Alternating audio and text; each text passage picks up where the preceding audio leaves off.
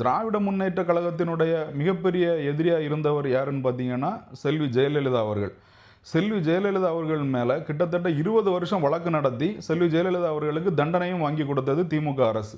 ஆனால் இதே உயர்நீதிமன்றத்தில் செல்வி ஜெயலலிதா அவர்கள் விடுதலை செய்யப்பட்ட போது இந்த அரசாங்கம் அந்த நீதிபதியை பதவி நீக்கம் பண்ணணும்னு எந்த கோரிக்கையும் வைக்கலை.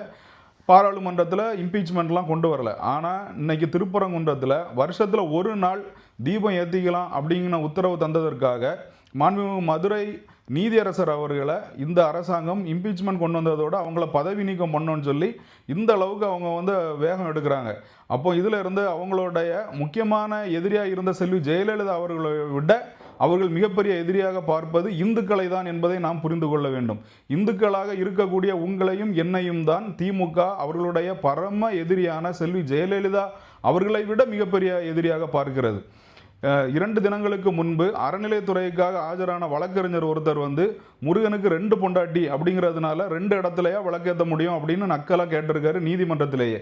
அப்போ இந்த திமுகவோட பார்வை எப்படி இருக்கு? நம்ம முருகரை வழிபடுறோம், நம்ம மாலை போடுறோம், நம்ம முருகரை போய் வணங்குறோம். ஆனால் இந்த மாதிரி கொச்சையான வன்மையான விமர்சனங்களை நீதிமன்றத்திலே வைக்கக்கூடிய ஒரு அரசாங்கத்துக்கு மறுபடி நம்ம வாக்களிச்சோம்னா அந்த முருகரே நம்மளை மன்னிப்பாராங்கிறத நம்ம சிந்திச்சு பார்க்கணும்.